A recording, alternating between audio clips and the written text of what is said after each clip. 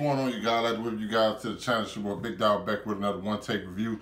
There I got one for Capone, starring Tom Hardy, written and directed by Trank, which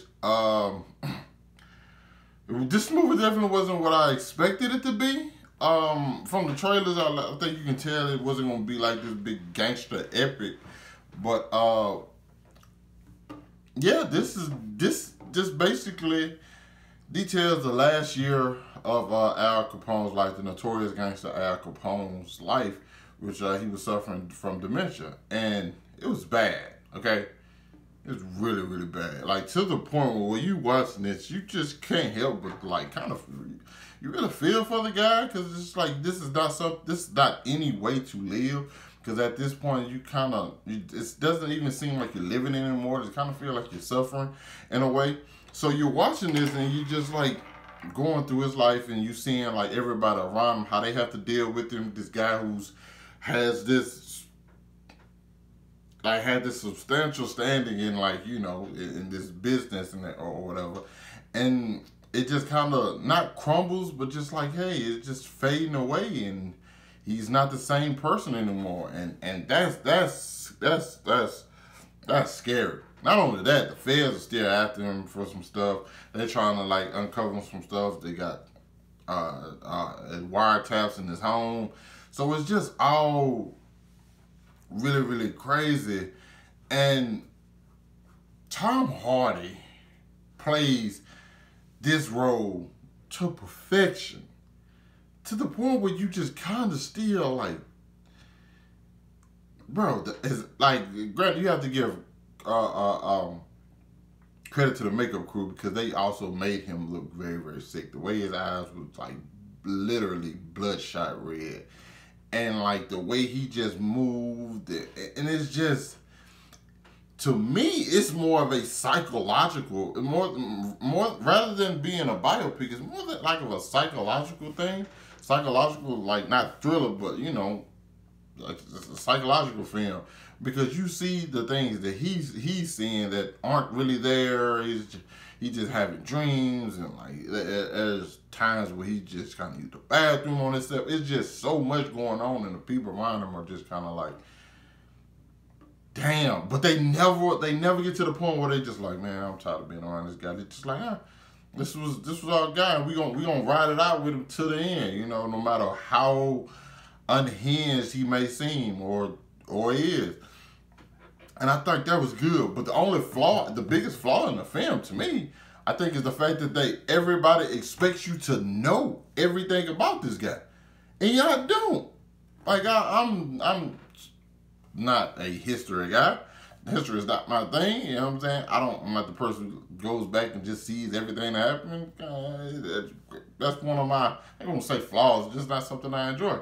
So, but I kind of painted the picture of like, we know everything this guy's done, everything this guy's done, but we don't. Like, I kind of feel like this is the last film in a trilogy. We didn't see the first two movies. If this would have been like a companion piece to two other films, or even one other long film, just a long Martin Scorsese type film, I think this would have worked. And I think it still does work. It's just, there's a lot, you know? There's a lot the film assumes me to know. And I don't know if it's for Al Capone fans, or just like, you know, just for the general film goer, you kind of wouldn't know. You know, the only thing I know is like, yeah, he was a gangster. He was, I think he sold like alcohol and stuff. Like, that's all I know. And I know he's known for a Tommy gun, you know. But like, other than that, there's not a lot I really know about the guy in the film, as soon as I do. And so when I'm seeing a lot of things going in these flashbacks aren't clear to me. Like, I'm like, what is happening? There's times where I don't know where I'm at. And I think that's a benefit, and something that also hurts the film, because it's like, there's times where he's in a place, so I'm like, oh, he's actually there.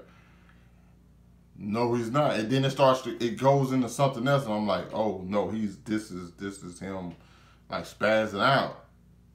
Then there's other times where I'm like, oh, he's not actually there. And then he's there. I'm like, what is happening? Like, there's times where like he doesn't necessarily narrate the story.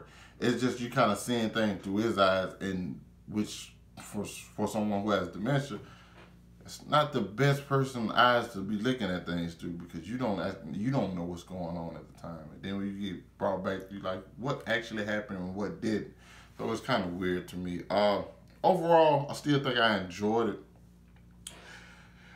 But yeah, I think that biggest flaw is if you know who he is and like what his life was like. If you don't know that, I think you're gonna be confused throughout the film, and really a lot of times throughout. Also, I thought Peggy Cardellini, I think that's her name, who plays his. Not Peggy.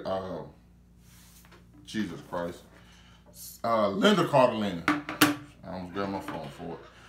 Who plays his wife Peg, which I think she did an excellent job, because she had to be the person who like shouldered this guy through this whole thing, and like she's also suffering because like, hey, she's been with this guy for 20 plus years, I want to say.